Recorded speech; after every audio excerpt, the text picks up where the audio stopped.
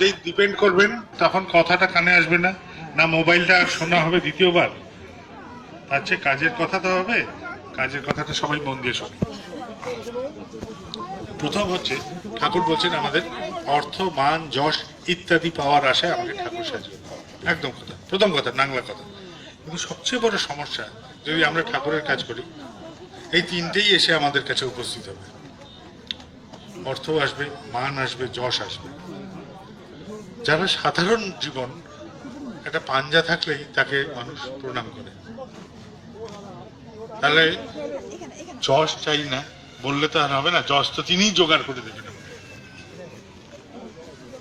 অর্থ চাই না, ঋত্বিক দাদা যাচ্ছেন আমার বাড়িতে সৎসঙ্গে, আমি হাতে ধরে অর্ঘ্য দিয়ে দেবো, তাহলে অর্থ তো পেছনে ছাড়বে না, তাই নয় কি? তাহলে আমাদের অর্থ মান যশ ইত্যাদির যে প্রশ্ন ঠাকুর তুলছেন, প্রত্যেকটাই কিন্তু আমার কাছে চলে আসে। মানুষ সম্মান দিচ্ছে, নাম হচ্ছে, যশ আসছে, টাকা পয়সা আসছে, সবই হোটেলে হয়ে যায়। ঠাকুর এরকমই ব্যবস্থা করে দিয়েছেন যেন। কিন্তু আমার মাথাটা পরিষ্কার থাকা দরকার সবার আগে। আমার মন জগৎ, এই মন জগৎটা নিয়ে আমাদের কারবার ভালো করে বুঝুন। ঠাকুর তোমাকে আমি ধরেছি কেন, তোমাকে আমি ধরতে গেলাম কেন, আমার জীবনের প্রধান করতে গেছি কেন? দুটো হয়, যে তোমাকে ভালো লেগেছে তাই ধরেছি, আরেকটা হয় যে তোমার মতো হব বলেই তোমাকে ধরেছি। শুধু ভালো লাগা থেকে যদি ধরাটা থাকে তাহলে কিন্তু প্রাথমিক, আর যদি তোমার মতো হব বলে তোমাকে ধরেছি তাহলে আমার উত্তরণের পথে এগোনো আছে। ঠাকুরের কিন্তু মূল কথাই হচ্ছে আমরা যেন তার মতন ভাবা, বলা, করা, চরিত্র, স্বভাব সবকিছুতে প্রকাশ পাই। আমি থাকতে পারি, নতুবা আমি তোমার মতো হব।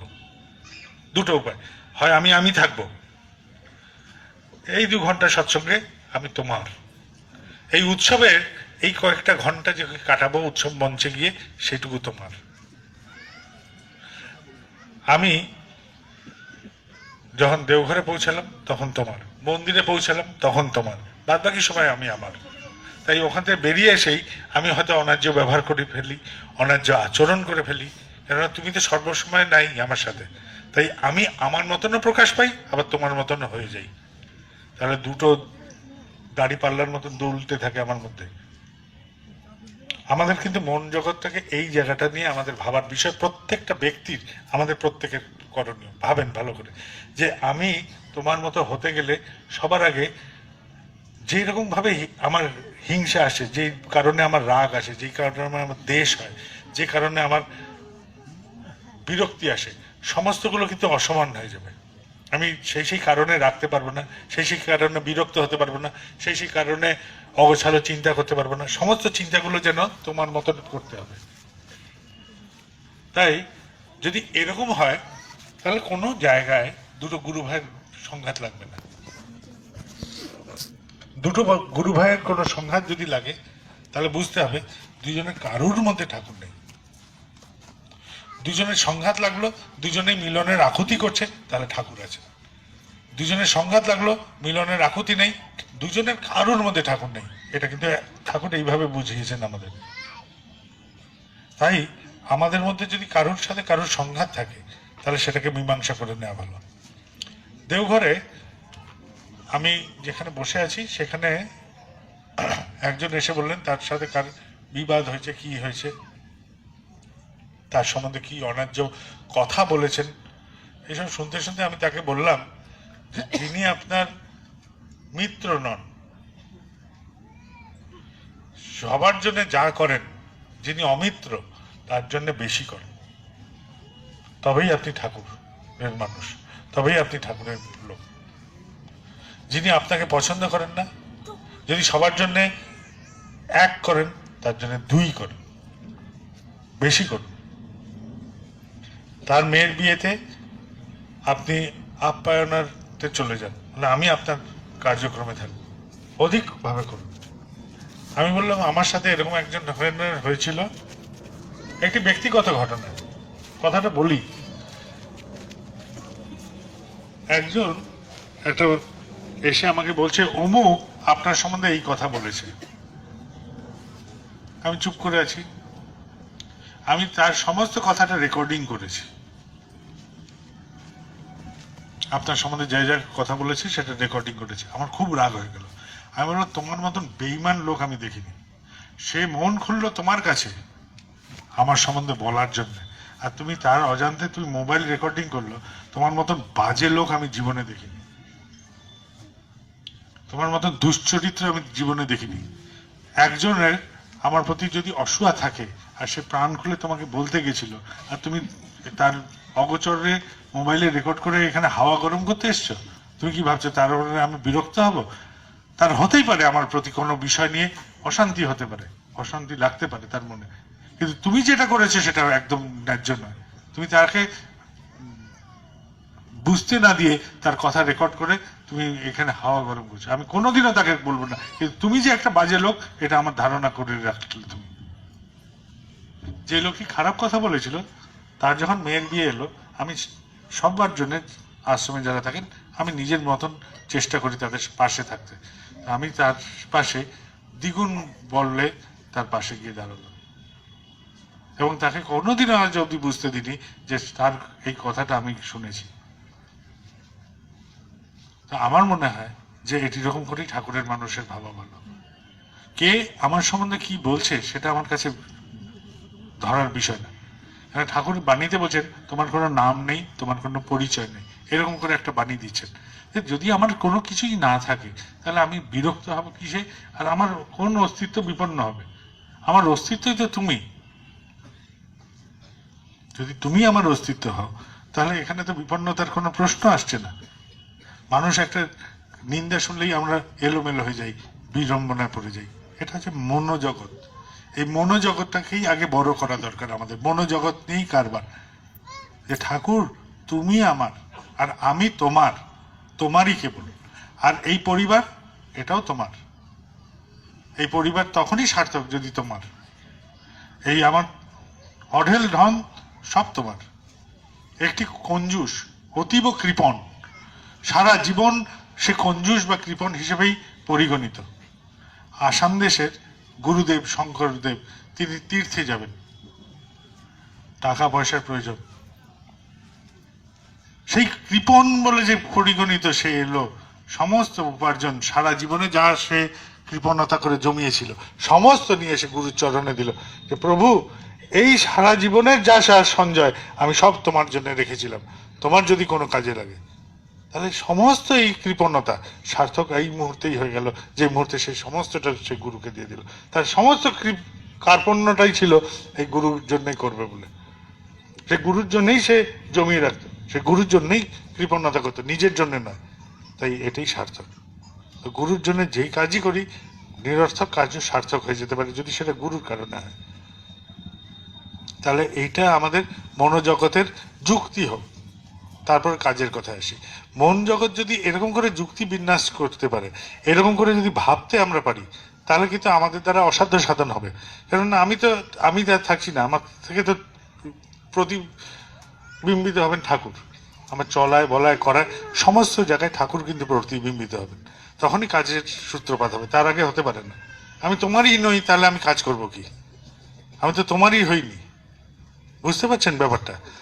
মনোজগৎ আগে আমি তোমার হই, এবং সর্বতভাবে মনটাকে আগে বোঝার চেষ্টা করেন আমি কতটা তোমার, কতটা আমি নিজের। এই জায়গাটায় কিন্তু দ্বন্দ্ব, এটা কিন্তু কেবল আমারই মন বুঝতে পারবে যে আমি তোমার কতটা এবং কতটা আমার নিজের বা আমার প্রবৃত্তির বা আমার যা কিছু নেই, আর কতটা তোমার। তুমি বলতে আমি সব ছেড়ে দিতে পারি, তাহলে আমি তোমার। তোমার নামে আমি সব করতে পারি, তাহলে আমি তোমার। তোমায় বললে আমি যার সাথে সবচেয়ে বেশি অপ্রিয় মানুষ তাকে জড়িয়ে ধরতে পারি, তাহলে আমি তোমার। ঠাকুরের একটি ঋত্বিক এবং আরো কয়েকজন মিলে তারা গেছিলেন ভারত সরকারের রেলমন্ত্রীর কাছে, তাদের ওখান থেকে একটি ট্রেন চলাচলের জন্য। সেই ট্রেন চলাচলের আগে রেলমন্ত্রী বলছেন যে 15খানা ট্রেন এই বছরে দেওয়া হয়ে গেছে, আর কোনো ট্রেন দেওয়া যাবে না।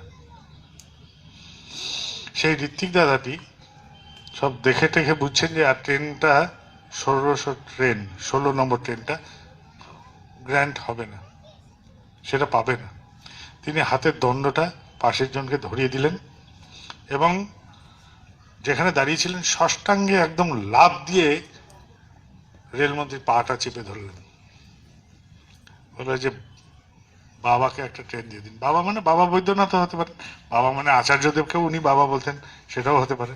সে মোট কথা বাবাকে একটা ট্রেন দিয়ে দিন বলে পা চেপে ধরেছে। রেলমন্ত্রী ওই পা চাপা দেখে তার বুক কেঁপে উঠেছে। সে বলছে দে দিয়া, বাবাকে দে দিয়া বলে হাঁপসাচ্ছে, বলে সই করে দিলেন 16 নম্বর ট্রেন। এই যে আজকাল ঝাঝা গুয়াহাটি নামে যে ট্রেনটি গুয়াহাটিতে যায়, আসামে যায়, এই ট্রেনটির পেছনের গল্পটা এই ছিল। এক ঋত্বিক দাদা ঠাকুরের জন্য ট্রেন দিবি না মানে আমি তোর পা ধরেই তোকে ট্রেন ছাড়বো, পা ধরে নিয়ে রেলমন্ত্রীর আত্মারামকে নড়িয়ে দিয়েছে। ঘটনাটাই যে প্রভুর জন্য সব করতে পারার সার্থকতা তখনই হয় যদি প্রভুর কারণে করি।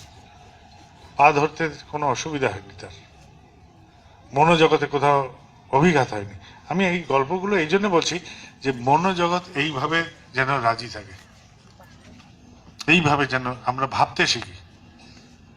ভাবনাটা এইভাবে করুন যে তোমার হব বলেই আমি তোমাকে ধরেছি, তোমার মতন হব বলেই ধরেছি, অন্যরকম না। আপনার পরিবার, প্রত্যেককে আমরা যারা আছি, আমাদের এই পরিবারগুলো, এই পরিবারটাই ঠাকুরের মন্দির, এই যেখানে বাস করি সেটাই ঠাকুরের কেন্দ্র।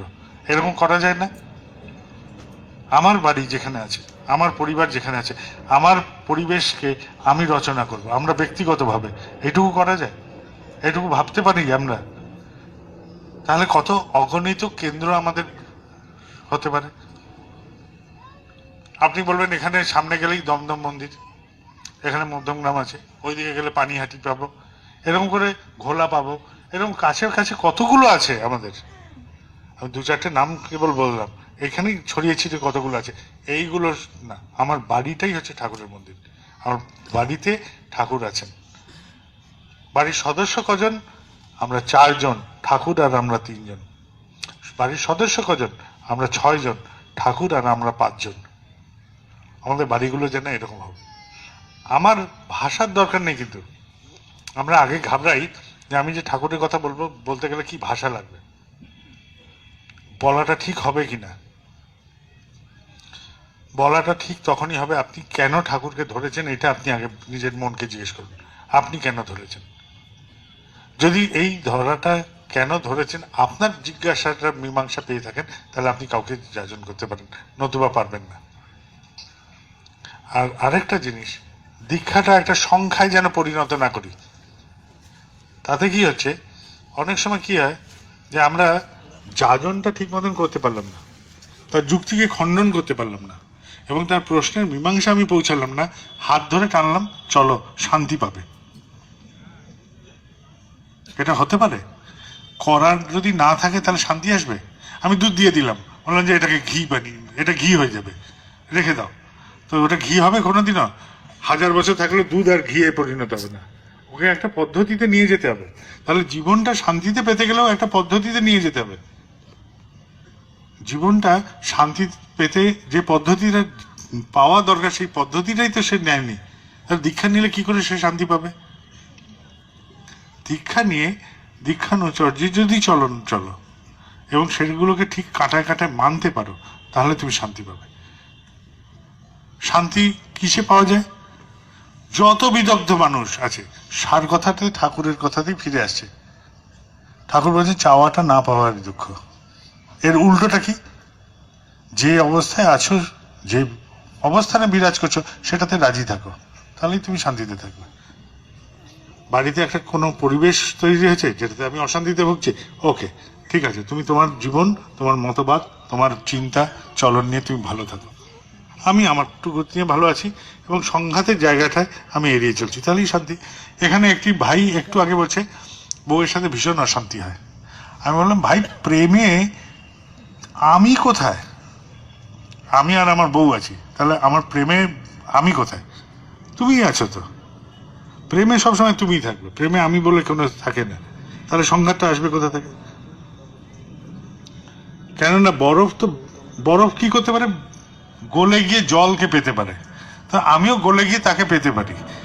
আমি আমি থাকবো না, আমি তোমাকে ভালো রাখার জন্যই, আমি তোমার মন জগৎ, তোমার সব কিছুকে আমি ভালো রাখার জন্যই আমি।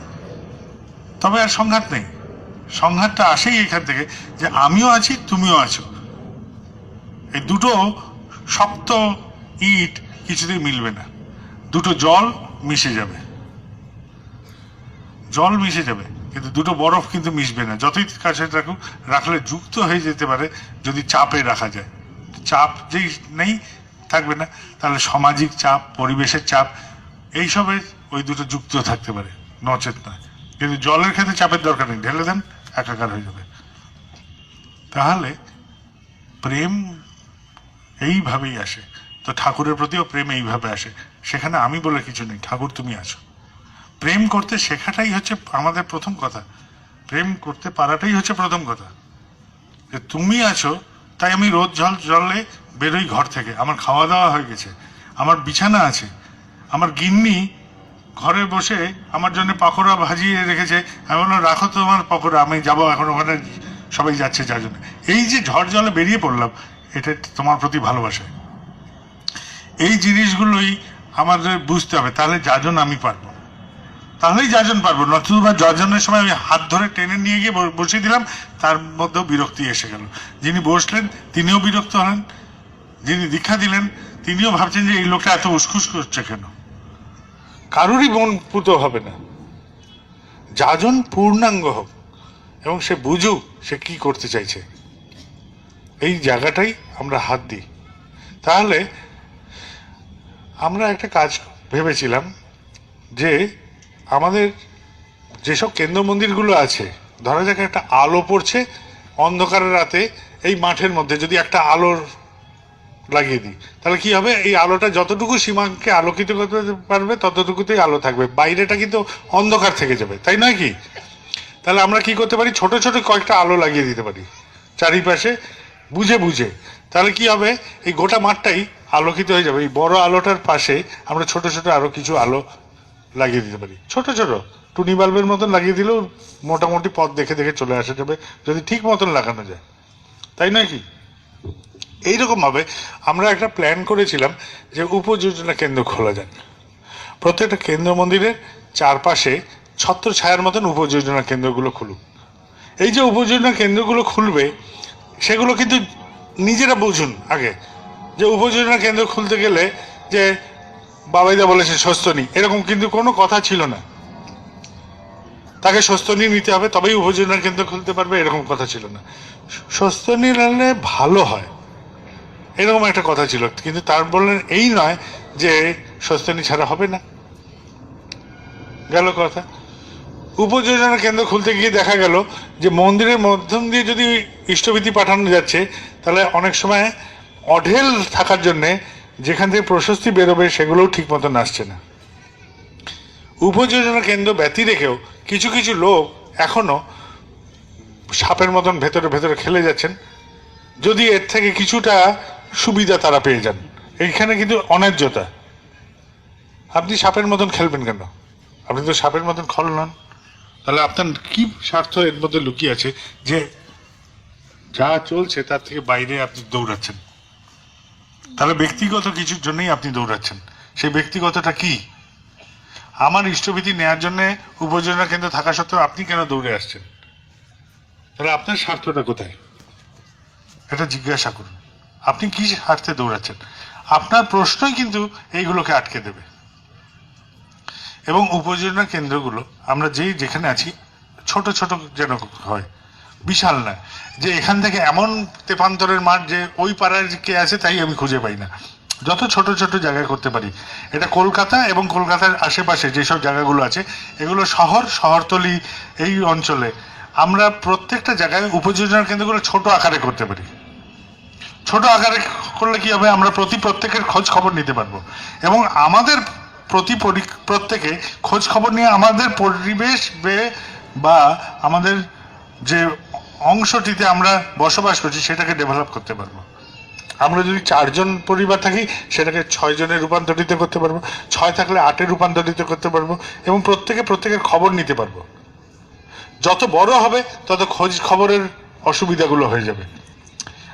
আমরা উপযোজনা কেন্দ্রে একটা হিড়িক তুলেছি, আমাদের এখানে 800 পরিবার, আমাদের 400 পরিবার, যেন এটাতে একটা মিটার হয় এবং সেই মিটারের প্রাইস দেওঘর থেকে দেওয়া হয়, এরকম কিন্তু কোথাও নেই।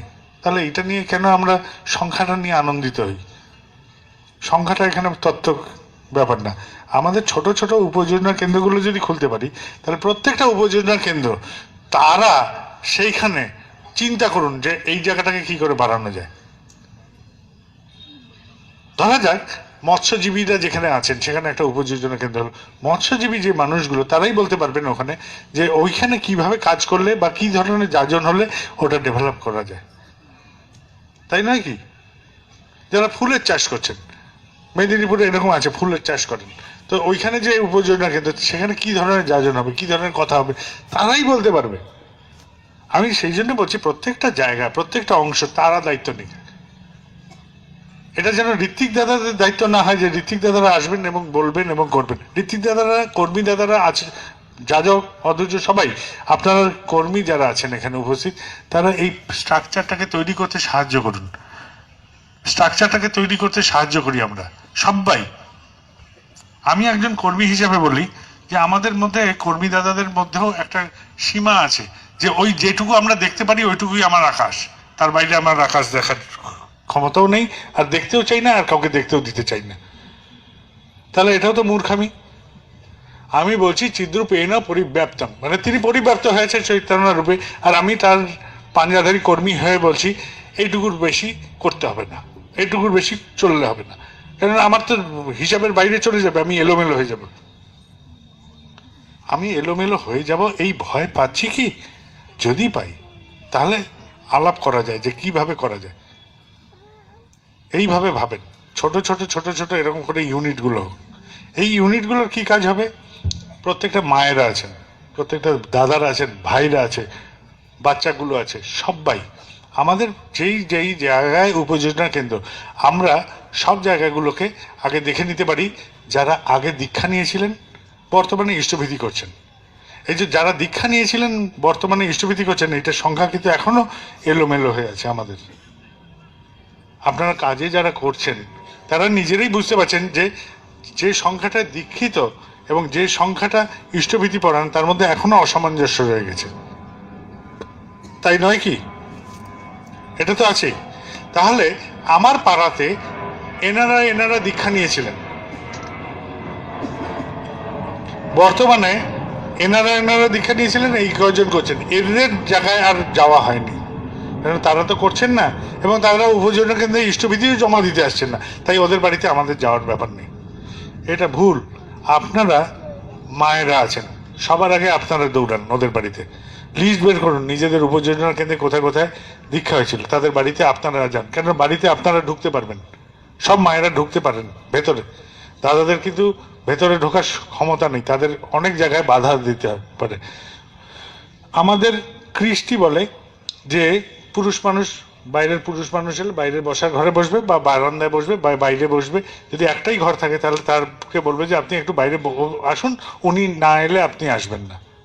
কিন্তু মায়েরা সেখানে গল্প করতে করতে ভেতরে যেতে পারবেন, তো আপনারা ভেতরে যান, কথা বলেন, দেখবেন যে ছোট ছোট জিনিস, খুবই ছোট, যে অসহ্য হয়েছিল বাড়িতে একবার, সেই যে ইষ্টবিধি বন্ধ হয়েছে আর করিনি, একটা ছোট্ট কারণ। বলবে যে আমি ওই মেদিনীপুরে আমার শ্বশুর বাড়িতে গেছিলাম, ইষ্টবিধি তারিখ এসেছিল, ওখানে খুঁজে পাইনি, ওখানে অসুস্থ হয়ে যায় বউ, তো 1 মাস 1.5 মাস ছিলাম, ওই যে বন্ধ হয়েছে আর করা হয়নি। ছোট ছোট কারণ, একদম ছোট্ট নগণ্য অনেকগুলো কারণে এই যে অসামঞ্জস্যটা আছে আমাদের দীক্ষার সংখ্যা এবং ইষ্টবিধির সংখ্যা, সেটা অনেকটা কমে আসবে, অনেকটা কমে আসবে। যদি 100-তে 100 না হয়, 100-তে 90 নিয়ে আসতে পারি আমরা। এটাকে আগে দেখেন। প্রত্যেকটা কেন্দ্র মন্দির যারা পরিচালনা করছেন, প্রত্যেক কেন্দ্র মন্দির পরিচালনা যারা যারা যেখানে করছেন, তারা এই উপযোজনাগুলোকে এইভাবে তৈরি করেন। তাহলে দেখবেন যে আমাদের কাজ কিন্তু মন্দিরটা নয়, এইখানেই ভ্রান্তি হয়। আমাদের মন্দিরটা করতে গিয়ে শুরু তো করি যে সবাই মিলে করবো, দেখা গেল যে আমার জমিদারি একটা তৈরি করে ফেলেছি অগোচরে। ওই অর্থমান যশের প্রথম কথা বলেছিলাম সেই জিনিস হয়ে যাবে। দেওঘরে যে আমি থাকি, সবচেয়ে বড় চ্যালেঞ্জ আমার কাছে যে আমি না থাকলে আশ্রমটা চলবে কি করে। ঠিক আছে, আমার কি চ্যালেঞ্জ আমি বলছি ব্যক্তিগতভাবে, যে আমি থাকবো না, আশ্রমটা সেইভাবে চলবে, আর আমি থাকলে যা চলতো তার থেকে বেশি ভালো করে চলবে, এটাই আমার চ্যালেঞ্জ। এবং প্রত্যেকটা ডিপার্টমেন্টে প্রত্যেকটা ব্যক্তি ওখানে যারা কাজ করেন অতুলনীয়ভাবে তাদের মতন করে করেন। সব জায়গায় হয়তো আমার যোগাযোগ আছে, কিন্তু কোথাও আমি বিরাজ করি না, কেননা তারা নিজেরাই স্বয়ং ডিসিশন নেবেন এই ভালো মন্দ কাজে, এবং কেন নিচ্ছেন সেটারও যুক্তি ওনাদের কাছে যেন ঠিক থাকে। এটাই আমার কথা। যিনি ঠাকুর ভোগের ঘরে আছেন, ঠিক আছে, ওখানে দেখবেন যে একটি ফর্সা করে ছেলে আছে, এরকম করে মুখ বেঁকানো, ভুঁড়ি বেরিয়ে গেছে, এইরকম রোগা ছিল ছেলেটা। হেন নেশা নেই, সে করতো না। আর তার বন্ধু ছিল ওই রাস্তার কুকুরগুলো, ও নিজে বিড়ি খেত, ওটাকেও বিড়ি খাওয়াতো, মানে জঘন্য। ওর সাথে কেউ কথা বলতো না, মুখে দাঁত নেই, যাচ্ছে তাই তার অবস্থা। আমি তাকে ধরলাম একদিন, ধরতে ধরতে ধরতে ধরতে আজকে চকচকে মুখ ভর্তি দাঁত বাঁধিয়ে ফেলেছে, চুল এসে ভুড়ি হয়ে গেছে, সুঠাম চেহারা। আর কোথায় দাঁড়াচ্ছে? ঠাকুর ভোগের ঘরের ওখানে দাঁড়িয়ে থাকছে। তাহলে এইটাই তো মানুষের উত্তরণ হতে পারে। উত্তরণ এইভাবে আসবে, এইভাবে। এই যে গল্প বলছি, এইরকম আকছার আছে। একটা ছেলে আছে আশ্রমে, তার পকেটটা ছিল এই হাঁটু অবধি, কেননা ওখানে গাঁজার পুড়িয়া ঢোকাতো, পুলিশ ধরতে পারতো না। পুলিশ এখানে হাত ঢোকাতে ঢোকাতে পুলিশের হাত শেষ, পায়ের অবধি তার। ওই ছেলেটাকে আমি বন্দি করে রেখে দিলাম আমার কাছে, বন্দি। সে এখন একটা দিকপাল কর্মী আমাদের হাসপাতালের, সে কাজ করছে। তো ভালোবাসেন মানুষকে, করার চেষ্টা করেন। এরকম কত প্রাণ আছে, ছোট ছোট প্রাণ, একটু একটু হাওয়া পেলেই জাগিয়ে দৌড়াতে থাকবে। এটাই আমাদের কাজ। কিন্তু তো এই উপযোজনা কেন্দ্রগুলো এইরকম করে মানুষগুলোর পাশে দাঁড়ায়। প্রত্যেকটা জায়গায় কোথাও না কোথাও কোনো না কোনো অসুস্থ। সেদিন একটা পরিবার গেছে, এবং ছেলেটির বাপের সাথে কি কথার অমিল হয়েছে, সে আমার ওখান থেকে বেরোলো, বেরিয়ে গেটের ওখানে গিয়ে বাপকে এক চড় মারলো ঠাস করে। তো এই ছেলেটাকে রক্ষা কে করবে? ওই উপযোজনা কেন্দ্রে যেখানে থাকে সেখানে সবাই আপনারা রক্ষা করেন। তার মনটাকে আপনি রক্ষা করবেন। আপনার নিজেই শিহরিত হলেন যে এরকম কেউ করতে পারে। তা আমি বলছি যে সমাজে এরকম কতগুলো প্রাণ আছে, সব ঋত্বিক দাদারা, যাজক দাদারা, অধ্যক্ষ দাদারা, এবং সবাই সম্মিলিতভাবে করলে এই ঈশ্বরের জগৎকে আমরা ছুঁতে পারবো না। তো প্রত্যেকের সহযোগিতার দরকার, প্রত্যেকে। এই যে বাচ্চা যাচ্ছে স্কুলে, আমি বললো তোমারও সহযোগিতা আছে, তুমি বলো যে তুমি কি ভাবছো। ঠিক আছে? কখনো বাচ্চাদের সাথে আড্ডা মেরে দেখেছেন? আমাদের ওই আশ্রমে দুটো বাচ্চা আছে এরকম ছোট ছোট, দুটোর সাথে গল্প করছি, কি কি খেলি, কি কি করলি। তো করতে করতে একজন বলছে যে আমি এইরকম করে একটা পাউরুটির মধ্যে লাগালাম চিজ, তার মধ্যে একটু সস দিলাম, তারপর লাগিয়ে যখন কামড় দিচ্ছি, জ্যাঠামশাই যা হচ্ছে। তো পাশের বাচ্চাটা বলছে আরে বলিস না মুখে সুনামি আসছে। তো বাচ্চাদের গল্প, আমি বলছি জাস্ট একটা বাচ্চাদের গল্প, দুটো বাচ্চার গল্প, আর উপভোগ করছি কে? আমি। আপনাদের বললাম গল্পটা, দেখেন আপনারা উপভোগ করলেন। কত এরকম সুন্দর সুন্দর প্রাণ পড়ে আছে, কত সুন্দর সুন্দর প্রাণ পড়ে আছে। এই প্রাণগুলোর গল্প কে শুনবে? আপনারা শোনেন, প্রত্যেকের সাথে গল্প করেন। প্রত্যেকটা জায়গায় কত রস লুকিয়ে আছে তার ঠিক ঠিকানা নেই। একদম নিছক মনকে আনন্দ মুখর করে দেয় আপনার নতুন রস। এই রসগুলোকে আস্বাদন করুন। প্রত্যেকটা উপযোজনা কেন্দ্রকে এরকম রস ভান্ডার করে তোলেন।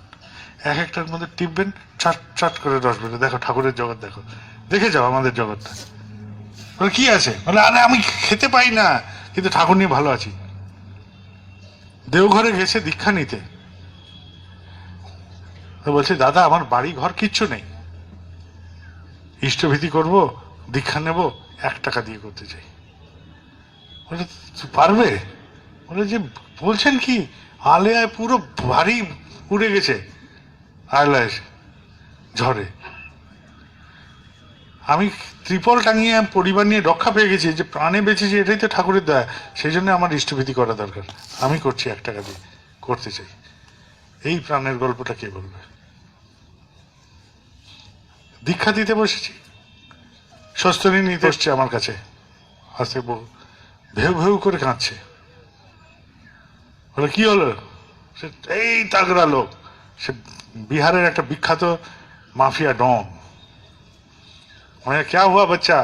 তো বলছে যে বাবা হামকো রক্ষা কিজিয়ে। আমি কি রক্ষা করবো? তখন বলছে যে আমি 5 টাকা দিয়ে ইষ্টভীতি করতাম, এখন পুলিশের তারা খেয়ে খেয়ে পালিয়ে বেড়াচ্ছি, আশীর্বাদ করেন জানি আমি আবার করতে পারি। আমি কি জন্য তারা করছে? বললো ব্যাংক ডাকাতি, এই ডাকাতি, সেই ডাকাতি, সে বড় বড় কেস, সে কোনো রক্ষা পাওয়ার বিষয় নেই। এখন সে একটা ছোট্ট মন্দির বানিয়েছে, বিশাল বিশাল দাড়ি।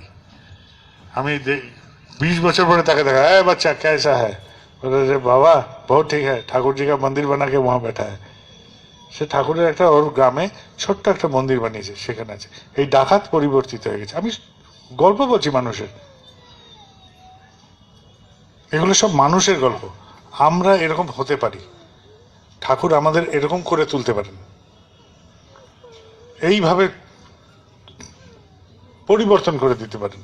মাথার দাম 5 লাখ টাকা, 5 লক্ষ টাকা তার মাথার দাম ভারতীয় সরকার ডিক্লেয়ার করেছে।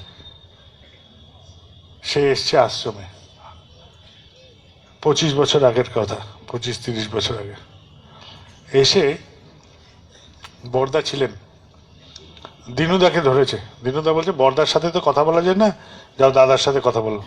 আচার্যদেব, বর্তমান আচার্যদেবকে দেখে তিনি সব কথা বললেন, তার সমস্ত ভার নেমে গেল। সে ফিরলো বাড়ি। সে যখন ফিরছে তখন আর্মির কাছে খবর গেছে, পুলিশের কাছে খবর গেছে, অমুক মনে হয় এই রুটে যাচ্ছে। সেই রুটে সমস্ত বাস থামিয়ে চেকিং চলছে একটা জায়গায়। আর এদের বাস তখনও জানে না যাচ্ছে নাইট সুপারে আসাম দেশে। কিছু দূর যাওয়ার পরে এক জায়গায় ডাকাতি হয়েছে, প্রচুর ঢিল ছোড়াছুড়ি চলছে, কেননা ওখানে কিছু ডাকাত তার আগে ডাকাতি করেছে বলে গ্রামবাসী ক্ষিপ্ত হয়ে যত বাস যাচ্ছে ঢিল ছুটছে, পাথর ছুটছে। তো এই বাসটা কোনো রকমে বেরিয়ে চলে গেল, পৌঁছালো আর্মি ঘেরাবন্দিতে। সে চাদর মুখে দিয়ে এরকম করে পড়ে আছে, আর একটানা নাম করে যাচ্ছে লোকটা। হচ্ছে তার ডায় বায় জানে না, কেন ওই বর্ডারটা পার হলে সে মুক্ত, সে আর তাকে আর ফিরতে হবে না, নতুবা আর্মির খপ্পরে পড়বে এবং তার জীবন ওখান থেকে অন্যরকম রূপ নিতে পারে। সে একটানা ডাকছে, ঠাকুর আমাকে এই যাত্রায় বাঁচিয়ে দেওয়া, আমি আর ওই পথে যাব না। আকুতি ভরা আর একভাবে পড়ে আছে। আর্মির লোক উঠছে, এক একজনকে ওঠাচ্ছে, মুখ দেখছে, সার্চ করছে, বের করছে। সামনে সিট, পরের সিটেই সে বসে আছে, চাদর ইয়ে দিয়ে শুয়ে আছে। বলে এর কি হয়েছে? বলে যে পাথর এসে পড়েছে, ওই যে ওখানে সামনে সবাই পাথর ফেলছিল। বলে এই সব ওঠো ওঠো, যাও যাও যাও, ফার্স্ট এড ক্যাম্পে নিয়ে যাও।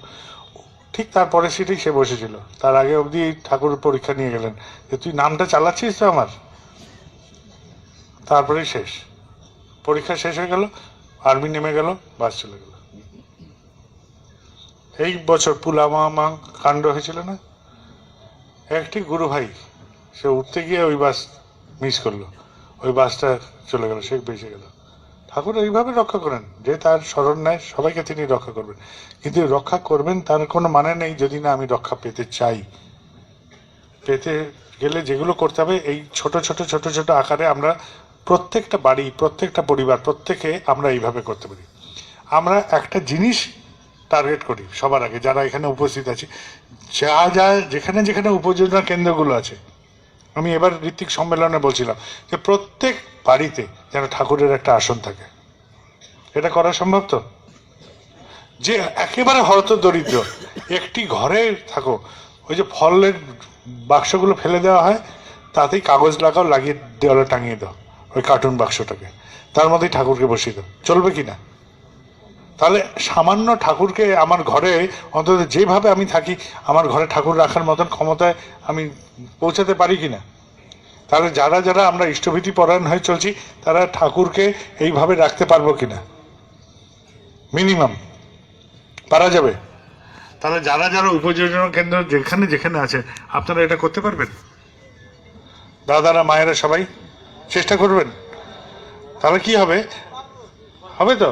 তাহলে কি আমি বলছি যে আমার বাড়িতে অন্তত ঠাকুর নিয়ে আমি আছি, এই ভাবনাতে আমি উপনীত হতে পারি। এটা করা যাবে? যার বাড়িতে বহু দেবদেবতার পুজো অর্চনা বহুদিন ধরে চলে আসে তাকে বলুন যে আপনি আপনার ঠাকুরের আসনটাকে আলাদা করে পৃথকভাবে আলাদা করে রাখুন, এবং আপনার যেসব পারিবারিক দেবদেবতা তাদের একটা আসনে রাখুন, ঠাকুরকে একটা। এটুকু করা যেতে পারে? আচ্ছা, এই যে আসন রাখবো, আমাদের তো ইচ্ছা হবে যে 2 বেলায় প্রার্থনা করি। যদি না পারি, একেবারেই পারবো না, তাহলে অন্তত শুক্রবার সকালটুকু করা যেতে পারে। হ্যাঁ, যেসব বাড়িগুলো আছে উপযোজনা কেন্দ্রে যেসব পরিবারগুলো আছে বললো যে তোমার বাড়িতে ঠাকুরের আসন রেখেছো, 2 বেলা না পারো অন্তত শুক্রবার সকালটা করা শুরু করে দাও তো ভাই। এটুকু করা যেতে পারে। সকাল কেন বললাম? সন্ধ্যাবেলাতে সবাই কাজে বেরিয়ে থাকে, তাই না? সকালবেলায় সবাই অন্তত বিছানায় থাকবে, উঠে উঠে তো বসতে পারি। তো বিছানা আর আসনের মধ্যে দূরত্ব কম, কর্মক্ষেত্র আর ঠাকুরের আসনের দূরত্ব বেশি। তাই আমি বললাম কম দূরত্বের জায়গাটাই বাঁচি। শুক্রবার ঠাকুরের জন্মবার, ওই বারে শুরু করতে পারি। শুক্রবার সকালটা করা যেতে পারে। যদি 2 বেলা না পারো অন্তত 1 বেলা, একদিন সপ্তাহে চেষ্টা করতে পারবে, করা যাবে। আচ্ছা, তাহলে আমাদের সারা দিনে কত সেকেন্ড আছে? 86,400। 5 মিনিটে কত সেকেন্ড হয়? 300। নাম ধ্যান আধা ঘন্টা থেকে 45 মিনিট করাটা বাঞ্ছনীয়, পারছি না, তাহলে 5 মিনিট করা যেতে পারে।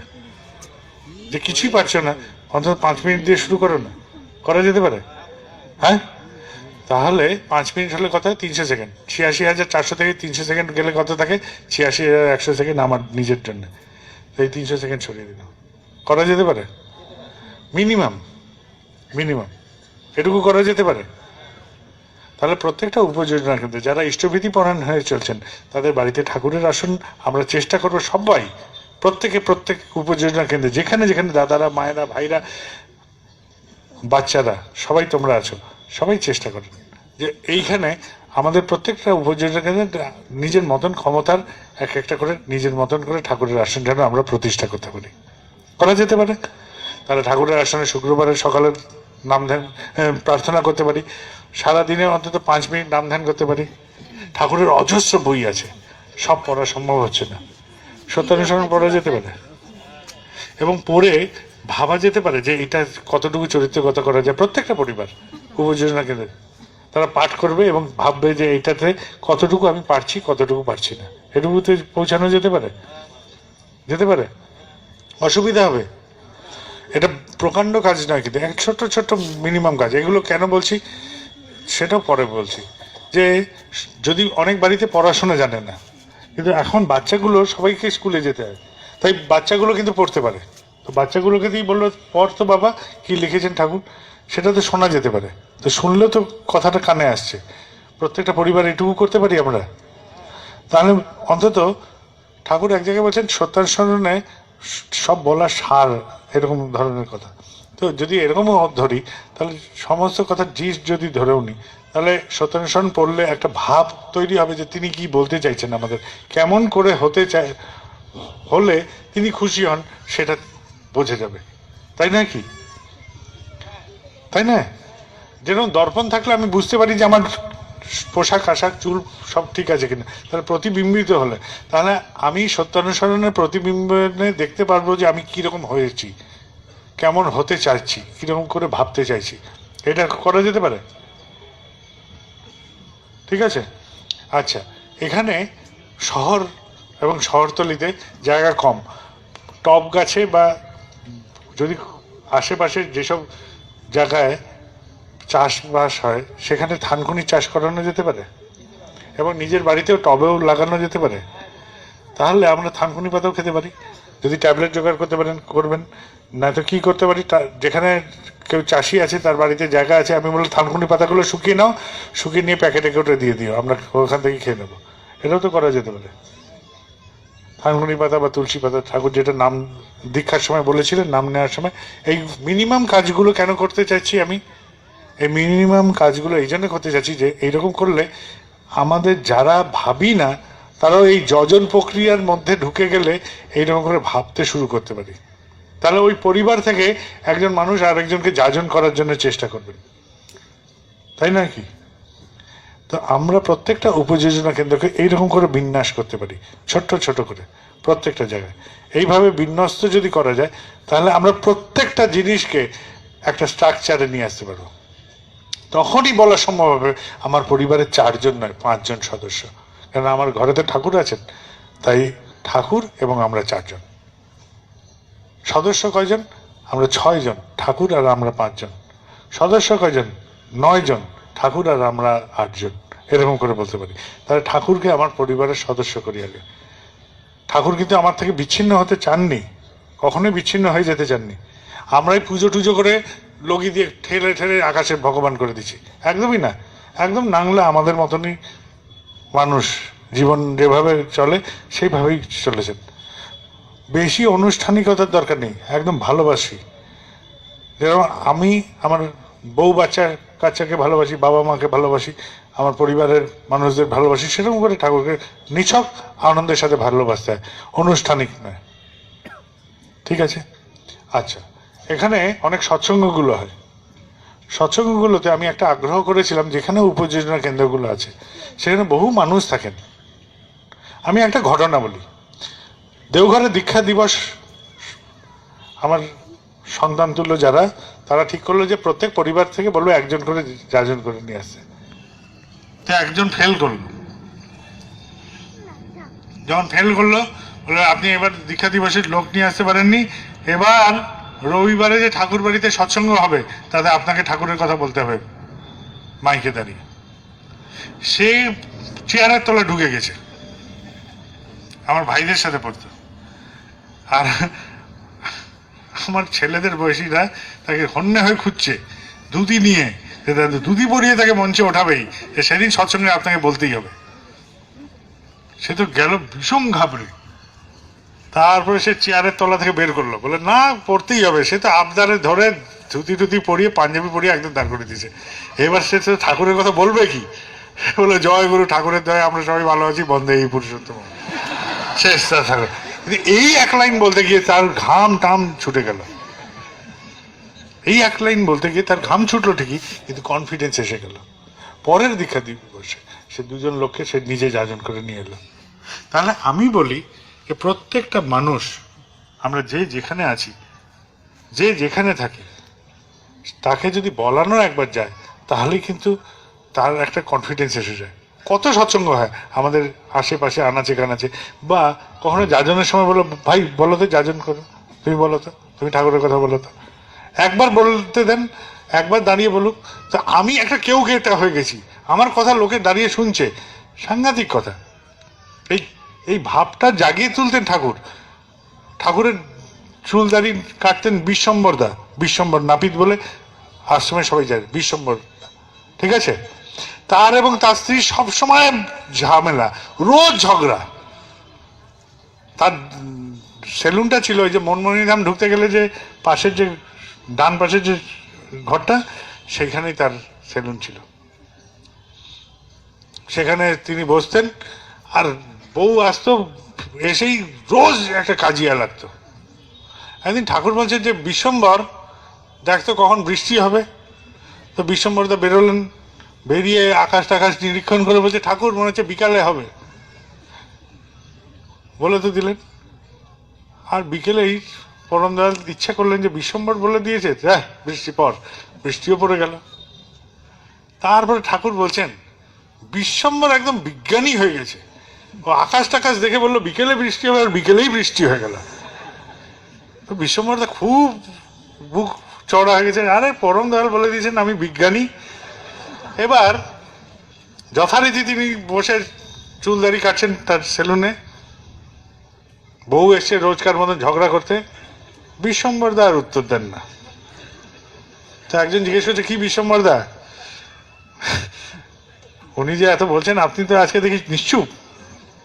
বলে এই মূর্খ মেয়ে ছেলে কি বলবে, আমাকে ঠাকুর বলেছেন বিজ্ঞানী, ঠাকুর আমাকে বলেছেন বিজ্ঞানী, এই মূর্খের সাথে আমি কি কথা বলবো? তো একটা প্রশংসা, ঠাকুরের একটা প্রশংসা বাক্য দাম্পত্য কলহকে বন্ধ করে দিচ্ছে।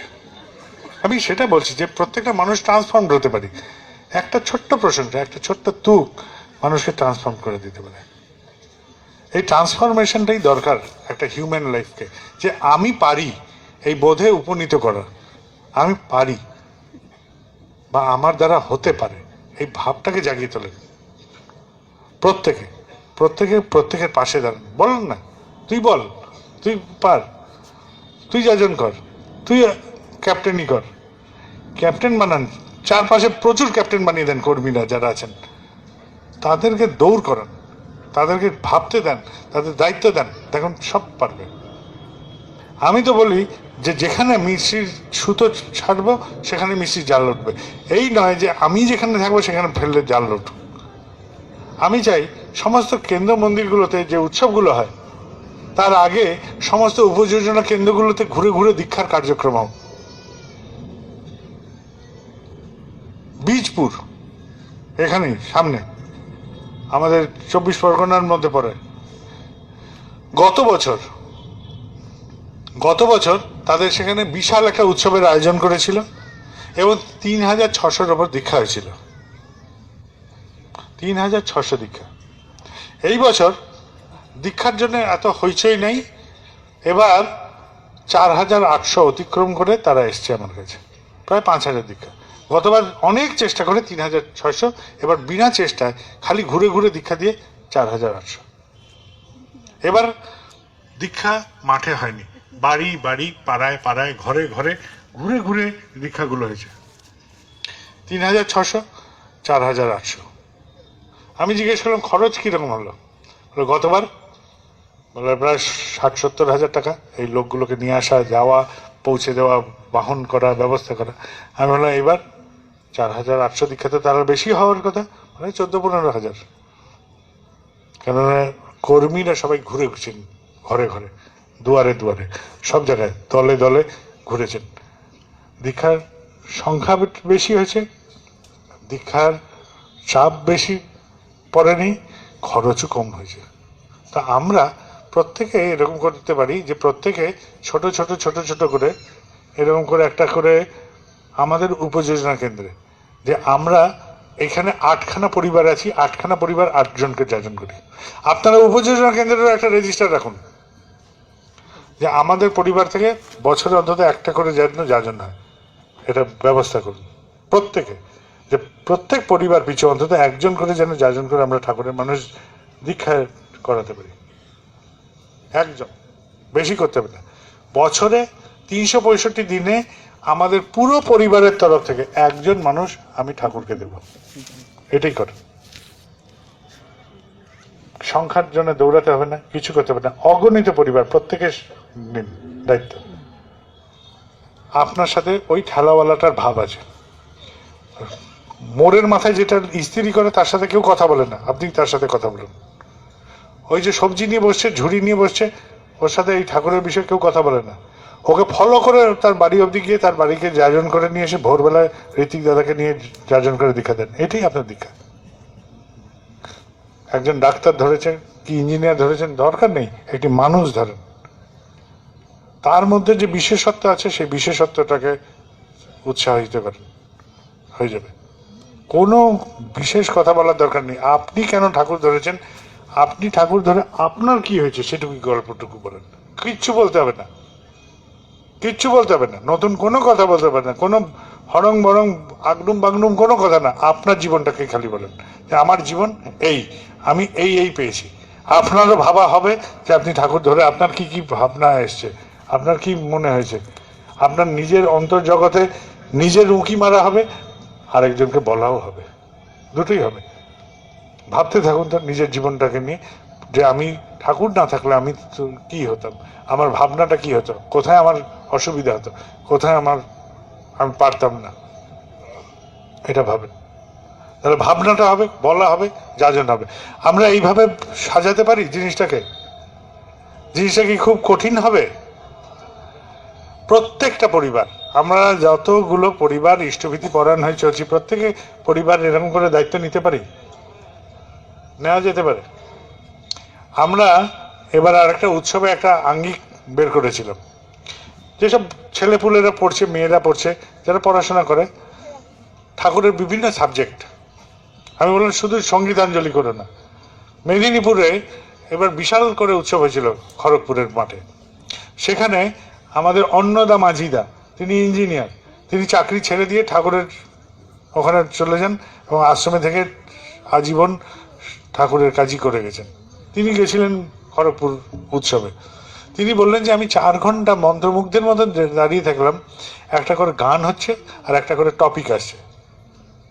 যজন কি, যাজন কি, ইষ্টবিধি কে, সদ্গুরুকে, সদ্গুরুর দীক্ষার কেন প্রয়োজন, এরকম ইত্যাদি একটা বিষয়ের ওপরে ঠাকুরের বিষয় পড়েছে তারা, এবং তারা লিখেছে এবং লিখিত পাঠ করছে 5-5 মিনিটের, এরকম করে 12-15টা সাবজেক্ট। তারা যে বাচ্চাগুলো বলছে, আর সাথে একটা করে গান হচ্ছে, গান যেই শেষ হলো একটা করে আবার টপিক এলো, আবার গান, আবার টপিক, আবার গান, আবার টপিক, এরকম করে করে একদম 4 ঘন্টা সমস্ত জনতা মন্ত্রমুগ্ধের মতন শুনছে, একটা করে টপিক। আর শুধু যারা উপস্থিত তারা না, আশেপাশে সমস্ত নগরে যেখানে যেখানে মাইকের আওয়াজ যাচ্ছে সবাই শুনছে। এগুলো তো জানা দরকার যে কেন ঠাকুর কি বলেছেন, একদম হুবহু ঠাকুরের কথাটাই শুননি, এইভাবে হোক। তারা বললেন। তারপরে যখন মূল মিটিং হলো, আমি তখন বলেছিলাম যে মঞ্চে ভর্তি ঋত্বিক দাদা থাকবেন, কিন্তু কেউ বলবেন না, টপিক ঠিক করে দাও, এই টপিকের ওপরে এই নির্বাচিত এই কজনই বলবেন, ওই কজন ওই টপিকের ওপরে দাঁড়িয়ে বলবেন। এবং তারা পড়াশোনা করছেন, গবেষণা করছেন, ভালো করে বুঝছেন, তারপরে ওই ওপরে আলোকিত করছেন। তো একসাথে আমি যেটা সৎসঙ্গে দাঁড়িয়ে যেই গল্প বলি, যা উৎসবে বলবো তাই আরেক জায়গায় বলবো, একই কথা গতানুগতিক লেবু চটকানো হয়ে থাকবে। ও এইবার তো উনি এই গল্পটা বলবেন, ও এইবার এইটা তুলবেন, হয়ে গেল প্রেডিক্টিভ। যেটাকে প্রেডিক্ট করা যাচ্ছে, তাহলে সেখানে বৈচিত্র্য থাকবে না। সেই জন্য ঠাকুর বলছেন যে এক জায়গার কর্মী আরেক জায়গায় চলে যাও, শিফট করো, তারা নতুন কথা শুনবে, নতুন কায়দা দেখবে। তা আপনারাও, আমরা কর্মীরাও এরকম করতে পারি যে যখন আমার অঞ্চলে দীক্ষা হয় তখন আমি কয়েকজনকে ডাকতে পারি এবং আমি কয়েকটা জায়গায় গিয়ে দীক্ষা দিয়ে আসতে পারি। নতুন নতুন কথা আসবে, নতুন নতুন কথা ভাসবে। আমারই স্ট্রাকচারে আরেকজন আসলো, তিনি দীক্ষা দিয়ে গেলেন, তার ওখানে যে স্ট্রাকচার সেখানে আমি গিয়ে দীক্ষা দিয়ে এলাম, আমি 5টা নতুন কথা বলতে পারি। স্ট্রাকচারটা কিন্তু ভাঙছে না। আমি ভাবি যদি আমার ফিল্ড, মুশকিলে পড়বো। আরে ফিল্ড কি, ফিল্ডটা তো ঠাকুরের কথা ছিল, আমার ফিল্ড করে ফেললাম কেন? তার মানে এখান থেকে আমার কিছু দোয়ানোর ব্যাপার আছে, এই মানুষগুলোকে বোকা বানিয়ে আমার কিছু দুইয়ে নেওয়ার ব্যাপার আছে, তাই আমি একটা ফিল্ড বানিয়ে নিয়েছি। এই মানুষগুলো আমার মানুষ, ওইগুলো ওদের মানুষ। কে ভাগ করেছে তোমাকে এই আমার মানুষ আর ওদের মানুষ? আমরা কেনই বা করতে যাব? এইগুলোই তো আমাদেরকে ছোট ছোট কূপমণ্ডুকে পরিণত করে দিচ্ছে। আমরা কর্মীরাও যেন এইগুলো নিয়ে ভাবি। ইদানিং একটা প্রসঙ্গ উঠেছে দীক্ষা নিয়ে, টানা হিঁচড়া করা নিয়ে, ইত্যাদি নিয়ে। এইগুলো নিয়েও ঘাবড়ানোর কিছু নেই। যদি হয়ে থাকে আমরা করজোরে ক্ষমা চাচ্ছি, যিনি আমাদের হয়ে করেছেন তার হয়ে ক্ষমা চাচ্ছি, এটুকুই করতে পারি। কিন্তু এটা নিয়ে আমরা ঘাবড়ে যেন না যাই, আমরা যাজনটা যেন ঠিক মতন করি। এই জন্য উপযোজনা কেন্দ্র ভিত্তিক যাজনের কথা বলা হচ্ছে। যদি কারুর মনে আমাদের দ্বারা কোনো আঘাত লাগে আমরা ক্ষমা চাইতে পারি, কিন্তু চেষ্টা যেন করি যে এই বারবার এইরকম যেন না হয়। তাই তো জ্ঞানী মানুষ তো তাই করবে, তাই তো? দরকার নেই। যদি কোনো ভুল হয়ে থাকে, কারুর দ্বারা ভুল হয়ে থাকে, কারুর যদি মনে আমরা আঘাত দিয়ে ফেলে থাকি, আমার বাড়িরই কেউ থাকে, আমাদের মধ্যে কেউ করে থাকি, আমরা সবাই যেন সেই ব্যক্তিকে প্রকট না করে নিজেরাই তার হয়ে ক্ষমা চাইতে পারি। একটা ছোট্ট ঘটনা। দেওঘর আশ্রমে নন্দদুলাল ভট্টাচার্য, তিনি ঠাকুরের পরিষেবা পরিকরদের মধ্যে একজন ছিলেন। ঠাকুরের তিরোধানের পরে শ্রী বরদার সাথেই তিনি যাতায়াত করতেন এবং তিনি গেস্ট হাউস যেগুলো আছে মনোধাম সংলগ্ন সমস্তগুলো তিনি দেখাশোনা করতেন। তিনি কেউ এলে তখন মুষ্টিমেয় ঘর, এবং তিনি একটি খাতা, জাবদা খাতা ভরে, ওই যে খড়ের ঘর আছে ঠাকুর বাড়িতে, ওই খড়ের ঘরে ওখানে বসে অনেক সময় দেখা যেত বিবিধ বিষয়ে পড়িয়ে তার মাথায় ঢোকাতেন যে এই করবে না, সেই করবে না, এইরকম করা যাবে না, সেই রকম করা যাবে না, তুমি যাওয়ার সময় চাবি আবার এখানে ফেরত দিয়ে যাবে, এই করবে সেই করবে, সমস্ত বিশদভাবে বোঝাতেন। অনেকক্ষণ ধরে বুঝিয়ে তারপর ঘরের চাবিটি দিতেন। তো যিনি এসছেন আজকে শান্তিদার ওখানে বুকিং করলে হয়ে যায়, কিছুক্ষণ দাঁড়াতেও হয়, তাতেই বিরক্ত হন, কিন্তু নন্দদুলালদার খপ্পরে পড়লে বলতে বাহ এখন অনেকটা আরাম আশ্রমে, এখনো দাঁড়াতে হয়। তো এইরকম নন্দদুলালদার চাবি দিয়েছেন, যখন ফেরত এলো চাবি, তার ঘর খুলে দেখছেন ঘরের কোনায় মল ত্যাগ করে দিয়ে গেছে, হেগে দিয়ে গেছে। এখন তো ওনার মাথায় বাজ পড়েছে, সুইপার ডাকো, পরিষ্কার করো, আর তিনি তো একদম মাথায় একদম আগুন। তারপরে গিয়ে বরদা নাটমন্ডা বলছে আগে আর পারা যাচ্ছে না, এইরকম সব বুঝিয়ে অমুক তমুক, সে অনর্গল বলতে। বরদা হঠাৎ বলছেন ওই তো ব্রজগুরুর লোক, ওই নিয়ে এসছিল আমাদের মেদিনীপুরের ব্রজগুরুদা, ঋত্বিক, ঘাটালে থাকেন। তিনি বললেন যে আগে না, আমি তো জানি না। কিছুক্ষণ পরে বরদা বলেন না না ওই ওই ব্রজগুরুই। আগে না বাবা, আমি না, আমি তো জানি না। তিনি আর কোনো কথাই বলেন না, গম্ভীর হয়ে থাকলেন। এই বিষয়ে কোনো কথা বললেন না, গম্ভীর হয়ে গেলেন। ব্রজগুরুদা বুঝলেন যে কোনো বিষয় তো ঠিক হলো না, নিশ্চয়ই কোথাও তো আমি ভুল করলাম। যখন প্রত্যাবর্তনের পথে ব্রজগুরুদা হনহনিয়ে এগিয়ে গিয়ে বলে হাঁটুকের বলছে আগে বাবা আমার ভুল হয়ে গেছে, হয়তো আমারই। তখন বরদা বললেন ঠাকুরের জগতে যা হয় দায়িত্ব নিতে শিখতে হয়, যা হয় দায়িত্ব নিবি না কেন?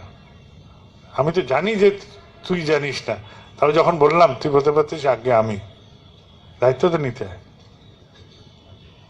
হয়ে গেল। এবার পরীক্ষারও দিতে হবে, এই যে জ্ঞান দেওয়া হলো, জ্ঞানের পরীক্ষাও তো চলবে। বরদা যখন নাটমণ্ডপে বসতেন অগণিত ছেলে বুড়ো বৌড়ি বাচ্চা কাচ্চা সব নিয়ে আশ্রমের, এবং বাচ্চাদের যেরকম ছিল যে বাথরুম টাথরুমের টাইম নাই, খেলতে খেলতে এরকম হয়েছে যে পেট থেকে যখনই গ্যাস বেরোচ্ছে অত্যন্ত দুর্গন্ধ। তো এরকম একবার কেউ দুর্গন্ধ ছেড়ে দিয়েছে, তখন বলছি যে কে রে, বরদা এরকম করে বলতেন। আর ওখানে অগুরুর স্ট্রেংথ থাকতো, নন্দদুল ফিস ফিস ফিস করে মারতেন। তো হঠাৎ পেছন থেকে ব্রজগুরুদা দূর থেকে আগে আমি আমি আমি ওরা দায়িত্ব নিতে শিখতে হয়। তো উনি ডেমনস্ট্রেট করে দিলেন যে তিনি করেছেন, যদ্যপি তিনি নন, তিনি এরকম করে। এটা একটা হাসির গল্প হয়ে গেছে আমাদের, দায়িত্ব নিতে শিখতে হয়। তো আমাদেরও দায়িত্ব নিতে হয়, দায়িত্ব থাক না থাক, দিয়ে থাকুন না থাকুন, আমরা যেন প্রত্যেকে দায়িত্ববান থাকি, অন্তত আমার পরিবারের প্রতি, আমার পরিবেশের প্রতি, আমাদের পরিবারের প্রতি, আমার পরিবেশের প্রতি দায়িত্ববান থাকি। আমাদের এই ঠাকুরের এই বিশাল জগতের যে বিশাল পরিবার, তার কেউ যদি কিছু করে থাকেন তাও আমরা এরকম করে যেন দায়িত্ব নিতে পারি যে হ্যাঁ আমাদের যদি ভুল হয়ে থাকে দাদা ক্ষমা করবেন, আর যাতে না হয় তাই চেষ্টা করব। ঠিক আছে? আমাদের যে কাজের কথাগুলো হলো সবাই বুঝুন। আমি এই জন্য বলছি উপযোজনা কেন্দ্র ভিত্তিক যাজন প্রক্রিয়া হলে এই ধরনের অসামঞ্জস্য জিনিসের প্রাদুর্ভাব কম হবে। কেননা আমি যাকে যাজন করলাম আমি দায়িত্ব নিলাম তো তার যাজন করার, এবং তিনি যে দীক্ষা নেবেন আমি দায়িত্ব নিচ্ছি তো, আমার প্রতিবেশী তো সে বা আমার চেনার লোক তো সে, তখন ঋত্বিক দাদাও নির্ভয়ে নির্বিঘ্নে দিতে পারবেন। তাই অনুষ্ঠানগুলো একটা জমায়েত এরকম না করে আমরা নিরন্তর 365 দিনের ঘরে ঘরে ঘুরে ঘুরে এরকম কার্যক্রমের করতে পারি, তাহলে অনেক জিনিস সামঞ্জস্যে চলে আসবে। তাই নয় কি? ভেবে দেখেন তো, এই জিনিস আর হবে? তাহলে যাজনটা ঠিকঠাক হবে, কেননা তুমি দায়িত্ব নিচ্ছ তোমার পরিবেশের, এবং দায়িত্ব নিয়ে তুমি কি করছো, যাকে যা জান করছো তাকেও বোঝাচ্ছ, তুমি যা বুঝেছো তাই বোঝাচ্ছ, উল্টো পাল্টা তো বোঝাতে পারবে না। উৎসবের দিন আমি চাই যে কোনো দীক্ষা যেন না হয়, আমি চাই উৎসবের জিরো দীক্ষা হোক, তার আগেই দীক্ষাগুলো হোক, প্রত্যেকটা কার্যক্রমের দীক্ষা আগে হতে থাক। উৎসবের দিন আমরা আনন্দ করতে এসেছি। আমি গেছিলাম আসামে, তো ওইখানে কলিয়াবর বলে একটা জায়গায় উৎসব হচ্ছিল। সে জায়গাটা নোম্যান্স ল্যান্ড, একটা হাইওয়ে যাচ্ছে, 4 লেন 6 লেন হাইওয়ে চওড়া, তার পাশে একটা বিশাল মাঠ। আচার্যদেবের ইচ্ছা হচ্ছে কলিয়াবরে উৎসব কর, তাহলে পুরো আপার আসামে আর এইদিকে সবাই এসে ওখানে করতে পারে। আমি তো গিয়ে অবাক, সে 10 কিলোমিটার লম্বা এরকম একটা পথ, পুরো ভর্তি, পুরো মানে একদম বন্ধ, খালি পার্কিং, একদম 10 কিলোমিটার এপার থেকে ওপার। আর সবাই কীর্তন করতে করতে, গান করতে করতে ওই উৎসব প্রাঙ্গণে যাচ্ছে। সব উৎসবে হয় একটা আনন্দবাজার, ওই উৎসবে গিয়ে দেখলাম 4টে আনন্দবাজার, 4টে কোণায় 4টে আনন্দবাজার করেছে, যাতে কোনো লোক প্রসাদ থেকে বঞ্চিত না হয়, সেরকম করে অর্গানাইজ করেছে। এবং সবাই এলো, উৎসব করলো, আনন্দ করলো, ফেরত চলে গেল। কিন্তু আমি যেটা বলতে যাচ্ছি, যে এইরকম করে যে অর্গানাইজ করতে গেলে যে ক্ষমতার দরকার বা যে একানুরক্তি থাকা দরকার, যে আচার্যদেবের ইচ্ছা আছে সবাই করে ছাড়বো, এইটাই হচ্ছে প্রাপ্তি, এটাই প্রাপ্তি ছিল, কোনো প্রশ্ন নেই। কেন ওই মাঠে, কেন ওইখানে? কিন্তু দেখা গেল অগণিত মানুষ, এমনকি দেশের যিনি মুখ্যমন্ত্রী তিনি ইষ্টভীতি সংক্রান্ত বললেন যে আমি ইষ্টভীতি করে এই উপকার পাচ্ছি, আমি রোজ ইষ্টভীতি করি, আমি এইভাবেই চলি। ওখানে যিনি বিশিষ্ট মন্ত্রী তিনি বললেন 52 সালে ঠাকুর বলেছিলেন এই কথা, আমি ঠাকুর ধরে এই পাচ্ছি। মঞ্চে দাঁড়িয়ে খালি ঠাকুরের কথা, কোনো অন্য কোনো প্রসঙ্গ নয়, কেবল ঠাকুরের দয়ার কথা। আর দর্শকরাও তাদের কথা শুনলো যে তারা ঠাকুরের কথা বলছে, পরিবেশন করছে। যখন তাদের আসার সময় হলো, এক ঋত্বিক দাদা বলছে যে আপনি যদি হেলিকপ্টার এখানে নামান, ধুলো উঠবে, আনন্দবাজারের ধুলোময় হয়ে যাবে, আপনি দয়া করে দূরে যদি নামান ভালো হয়। তিনি এক কথাতে 5 কিলোমিটার দূরে এক জায়গায় ল্যান্ড করলেন, ওখান থেকে গাড়ি করে এলেন, এসে উৎসব প্রাঙ্গণে ঢুকলেন। তো একটা ঠাকুরের ঋত্বিক, একটা ঠাকুরের মানুষ, এরকম করে যেন আমরা বলতে পারি বিশিষ্ট জন আসতে পারেন, আমি যেন নুব্জ না হই, টান করে বলতে পারি, কেননা আমি তো ঠাকুর তোমাকে পরিবেশন করছি, বুঝতে পারছেন? বিশিষ্ট জন দেখলে আমরা অনেক সময় মুহ্যমান হয়ে যাই, হাঁটুতে কাঁপতে থাকে, কি বলবো, উনি তো বিশিষ্ট, ঠিক আছে, এরকম হতে পারে।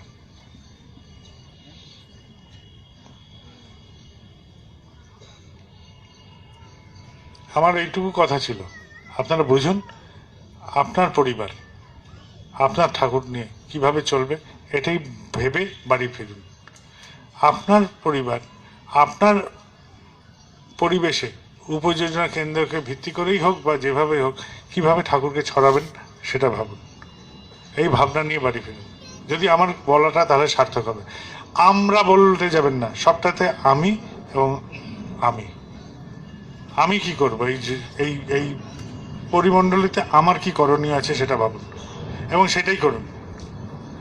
বাধা দেবে, তোমাকে করতে হবে না, কে বলেছে তোমাকে করতে?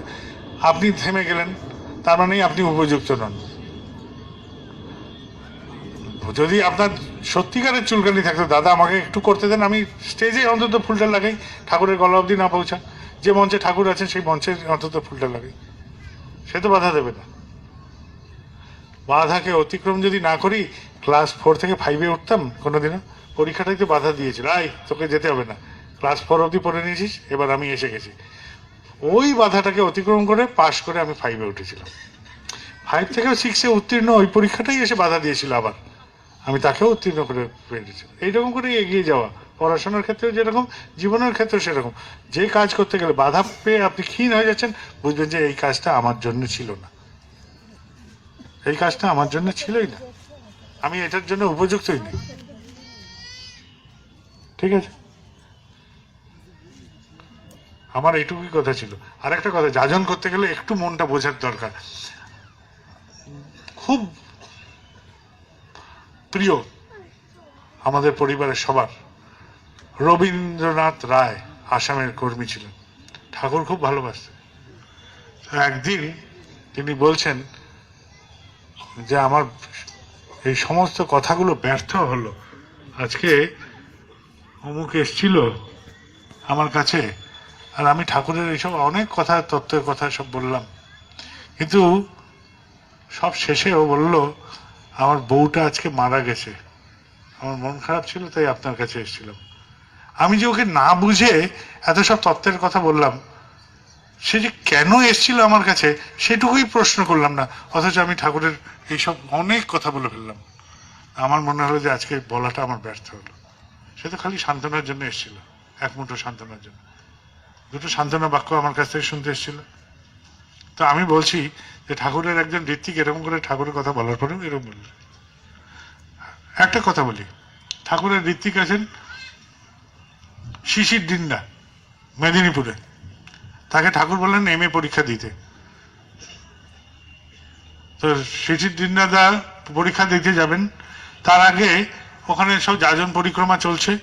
তিনি পড়াশোনা যেরকম ভাবে করা দরকার করতে পারেননি বা করেননি। তিনি এইসব যাজন পরিক্রমা সব বেরিয়ে টেরিয়ে গেলেন এবং যাজন টাজন ইত্যাদি সমস্ত করলেন। করার পরে শিশিরদা পরীক্ষা ফেল হলেন। ঠাকুর বললেন কি রে তুই পাশ করলি না? না, যাজনে বেরোতাম তো পড়াশোনা হয়নি। ঠাকুর খুব মনক্ষুণ্ণ করলেন, রুষ্ট হলেন। তোকে পড়তে বললাম, পরীক্ষা দিতে বললাম, সেটাই করলি না। তাহলে যারা পরীক্ষার্থী আছে বা যারা যে কার্যক্রম করো, সেই কার্যক্রমটাকে ফাঁকি দিতে কিন্তু ঠাকুর বলছেন না। জীবনে যেটুকু কার্যক্রম আমাদের একদম বাঞ্ছিত এবং যেটা অত্যন্ত প্রয়োজন, সেটাকে বাদ দিতে কিন্তু ঠাকুর বলেননি কোথাও। এটাকে কিন্তু ঠাকুরের কাজ বলেন না, এটা পাগলামো বলে। আমি নাকি খুব ছোট ছিলাম, ঠাকুরের এক ঋত্বিক ছিলেন দানুদা বলতাম, আমাদের ছোটবেলায় ধরে ধরে তেল মাখাতো, সাইজে বড় ছিল। আমি ছোট ছিলাম, খুব আদর করতেন। তো উনি চাকরি করতেন, সরকারি চাকরি। ওনার ইচ্ছে হলো যে চাকরিটা ছাড়বেন। তো যাকেই জিজ্ঞেস করেন সবাই কনফিউজড। তখন তিনি ধার্য করলেন শিশু নারায়ণ, অতএব এই বাবাকেই আমি জিজ্ঞেস করবো। একটা চেয়ারে বসিয়ে দিয়েছে আমাকে, ছোট্ট বাচ্চা আমি। তা বলছে যে বাবা আমি চাকরিটা করব না ছাড়বো? তো আমি শিশু যেরকম, আমি নাকি একটু হাসলাম, তারপর কাঁদতে শুরু করলাম। তো ওনার এক সহকর্মী ছিলেন আনন্দদা, তিনিও আজ নেই। এনারা সবাই বাবার খুব কাছের মানুষ ছিলেন। তো আনন্দদাকে বলছে ভাই আনন্দ, বাবাকে বসালাম, বসিয়ে বললাম যে চাকরিটা ছাড়তে চাই। প্রথমে হাসলো, তারপর কাঁদলো। কি ব্যাপার বলো তো? বলছে যে এই যে তুই ভালো একটা ডিসিশন নিচ্ছিস এই জন্য হাসলো, আর পরে তোর যে কি দুর্গতি হবে সেটা ভেবে কাঁদলো।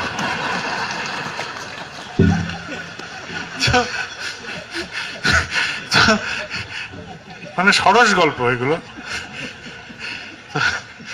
তো দুটো সহকর্মীর এরকম সরস গল্পের গল্প। আমাদের জীবনটা সরস হোক, মধুর হোক, আনন্দমুখর হোক, এরকম কত হাসি ঠাট্টাময় গল্প আছে। প্রচুর এরকম করে আনন্দের উপকরণ ছড়ানো আছে।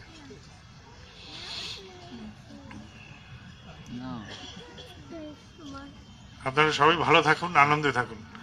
আর আনন্দ আপনার আশেপাশে, আনন্দগুলোকে উপভোগ করতে চেষ্টা করুন। আনন্দগুলো নিছক আনন্দ। যে কোনো জায়গায় আনন্দ সংগ্রহ করে নেওয়া যায়।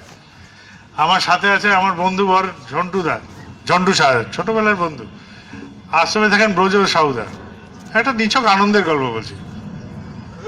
তো আমরা এখান থেকে যাচ্ছিলাম জনশতাব্দীতে। তো একটা কফিওয়ালা এসছে, তবে যাই কফি খাওয়া। তো ওর সাথে আমার খুনসুটির মতন সম্পর্ক। তার চোখগুলো একটু বড় বড়, ঝন্টুদার। তো কফি খাওয়ার পরে কফিওয়ালা বলছে পয়সা। আমি বলছি যার চোখটা বড় তার কাছ থেকে নেই। বললাম যে যার চোখটা বড় তারটা হয়েছে। তো প্রথমে ব্রজদার দিকে তাকালেন, আগে আগেই ক্যান্সেল করলেন, তারপরে এদিক ওদিক তাকিয়ে তারপর বলছে যে আপনি তাহলে দিন, বলে আমাকে বলছে। আমি বেটা তোমার চোখ খারাপ হয়েছে, এত বড় চোখ থাকতে আমাকে ধরেছ? না এটাও সরস।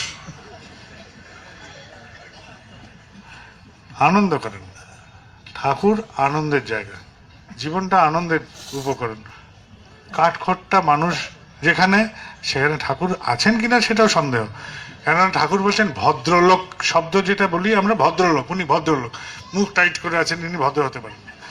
ভদ্র শব্দের কথা ঠাকুর বলছেন ভন্দ ধাতু থেকে এসেছে। ভন্দ, ভ ন দ, ভন্দ। ভন্দ মানে হচ্ছে আমোদ, প্রীতি, কল্যাণ, এই তিনটি যার মধ্যে আছে তিনি ভদ্রলোক। আমোদও থাকতে হবে, প্রীতি থাকতে হবে, কল্যাণ থাকতে হবে, তবেই তিনি ভদ্রলোক।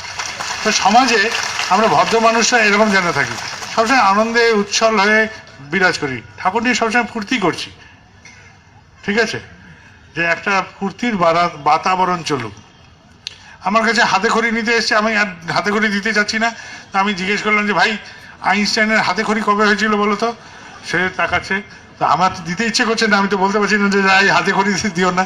তো তাকে আমি বলছি আইনস্টাইনের হাতে খড়ি যদি না হয়ে আইনস্টাইন হতে পারে, তা তোমার বাচ্চাটা কেন হবে না? আমি বললাম অনুষ্ঠানটা বড় কথা ছিল না, কিন্তু তার মনে হচ্ছে যে বাচ্চাটার হাতে খড়ি হলে বলে বুঝি তার বিদ্যাটা তীব্রভাবে এগোবে। আমার হাতে খড়ি হয়েছিল পড়াশোনা শেখার পরে, একবার সরস্বতী পুজো হচ্ছিল, ধরে নিব যে এই তোর হাতে খড়ি হবে। ঠিক আছে, আপনাদের বাড়ি যাওয়ারও টাইম হলো। আমি এখান থেকে কয়েকজন আছেন হাতে খড়ি, সেই জন্য দেখেই আমি বলে দিলাম হাতে খড়ির গল্প, মানে আমিও তো বাঁচতে চাই।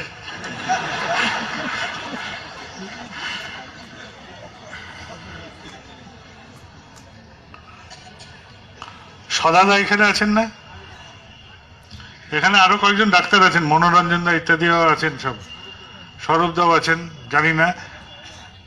এখানে মেডিকেল সংক্রান্ত কিছু কথা যদি কারোর থাকে তো এখানে মঞ্চের এই পাশে চলে আসতে পারেন, ওনারা আপনাদের গাইড করে দিতে পারেন যে এই বিষয়গুলো নিয়ে। যেখানে যা দেখাচ্ছেন বলবেন তাহলেই হবে, কেননা আপনারাই জানেন যে চিকিৎসা আপনারা করাচ্ছেন, কিন্তু বললে মনে হয় যেন একটু শান্তি পেলাম।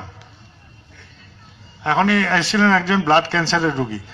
তো এই যে ব্লাড ক্যান্সার সচরাচর যদি অল্প দিনের মধ্যে কোনো রকম ফ্যাটাল ইনজুরি করে শরীরটা যদি ড্যামেজ না হয়, ট্রিটমেন্টটা যদি ঠিক মতন ফলো আপ করা যায়, তাহলে সার্ভাইভ করে যাবে, নিয়ম এটা।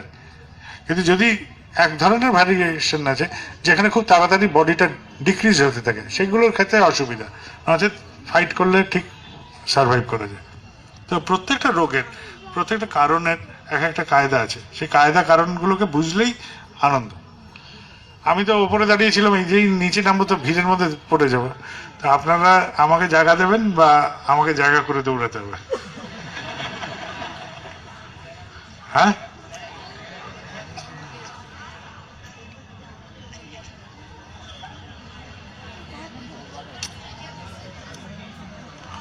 এই যে দানুদার আর আনন্দদার কথা বললাম না, একটা নিছক আনন্দের গল্প বলি। দানুদা আর আনন্দদা বললাম না, আমাকে বসিয়ে বলেছিলেন।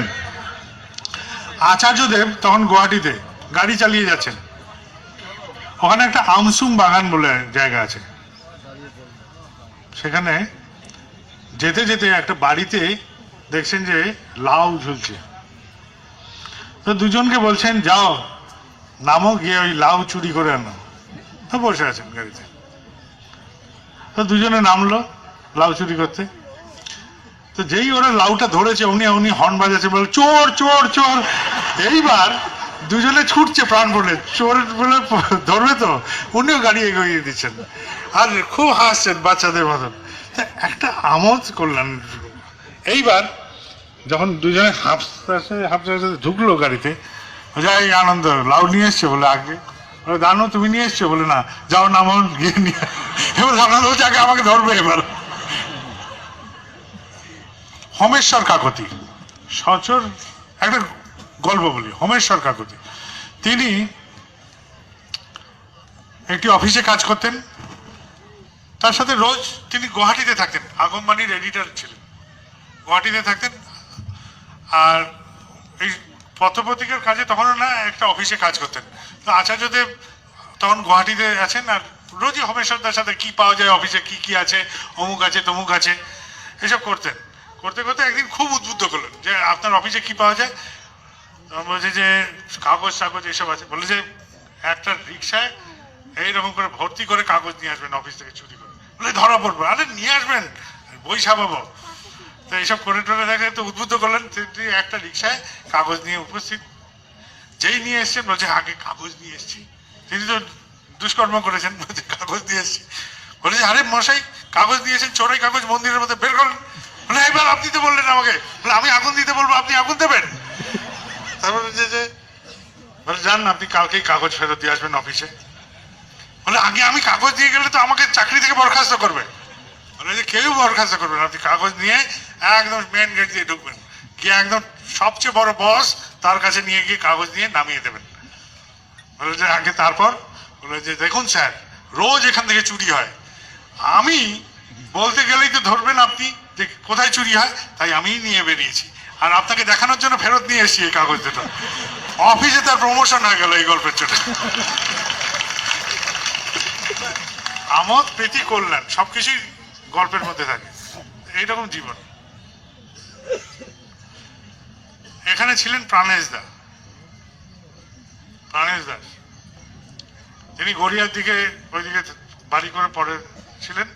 আসামে ছিলেন দীর্ঘদিন, বারাউনিতে ছিলেন, বড়োদায় ছিলেন, বিভিন্ন জায়গায় ঠাকুরের কাছে ছিলেন। তিনি আচার্যদেবের কাছাকাছিতে থাকতেন, রিফাইনারি অঞ্চলে তিনি তখন বাস করেন। আচার্যদেবের প্রিয় মানুষ। তো তিনি রিফাইনারিতে গেছেন, তার বউ গর্ভবতী। গর্ভাবস্থায় অনেক সময় মেয়েদের অনেক সব ভয় আতঙ্ক এসে ধরা দেয়, কেন হরমোনাল চেঞ্জ হয়। তো তো কখনো কখনো এরকম হয় আতঙ্ক।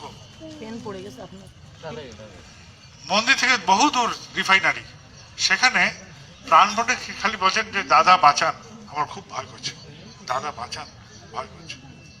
আকুতি ওখানে বসে আছে মন্দিরে, এবং কয়েকজন মিলে রাত্রি তখন 1টা-1:30 বাজে প্রায়, আড্ডা চলছে। চলেন বেরিয়ে আসি। সদল বলে বেরোলেন সবাই গাড়ি করে, গিয়ে এদিক ওদিক ঘুরে সোজা প্রাণেশদার বাড়ি। প্রাণেশদার বাড়িতে ঢুকে বলছেন যে আয় তোমার বর কই? বলছে রিফাইনারিতে। বলে আলমারি খোলো তো দেখি কি কি আছে তোমার শাড়ি। আলমারি খুললো, বউ নামাও, এটা কে দিয়েছে, ওইটা কে দিয়েছে, সব আলমারি টালমারি সব গোছালো। বলে বাড়িতে কফি চা খাওয়ার কিছু আছে? বলে নেই। বলে যাই আনন্দ, যাও ওই মগ নাও, অমুকের বাড়িতে গরু বাঁধা আছে, ওখান থেকে দুধ চুরি করে আনো। কার বাড়ি সেটা বলে দিলেন, ঠিক আছে। তারপরে দুধ চুরি করতে গেল আনন্দদা। তারপরে গরুর আওয়াজ, গৃহস্থ উঠে পড়েছে। বলে কে কে ওখানে? বলে চোর। বলে দাদা কোথায়? যেই বলছে চোর, তখন বলছে দাদা কোথায়, আমিও আসছি। সে লুঙ্গি ঠিক করতে করতে চললো। মানে রাত বিরেতে চোর, মানে এখানে আর দাদা ছাড়া কেউ নেই। আচার্যদেবের কথা এত সরস। সে বেরিয়ে পড়লো, চা বানিয়ে চা খাওয়া হলো, চিঠি লেখা হলো, ভাই প্রাণেশ, এইরকম করে একটি বাচ্চা মেয়েকে ঘরে একাকি ফেলে দিয়ে তুমি চলে গেছো, এসব করে একটা সরস চিঠি লিখে ফেরত এলেন। এই যে আলমারি অগোছাল হলো, সেই আলমারি গুছিয়ে গুছিয়ে ওর ভয়ের ভাব চলে গেল, সমস্ত মন এলোমেলো করে দিলেন, ভয় টয় আর নেই, নির্ভীক হয়ে গেল মাটি। পরে সেই বাচ্চা হয়ে এখন সে ঠাকুরের রীতি। এরকম গল্প মানুষের জীবনে ঢুকে এরকম করে আনন্দ, হাসি ঠাট্টা মজা করতে করতে ঢুকে যাওয়া। মানুষগুলোকে আপন করতে গেলে এইভাবে ঢুকতে হয়, ঠিক আছে? ঢুকে পড়ে। জয় গুরু। আবার কি শুরু হলো? কে বললো?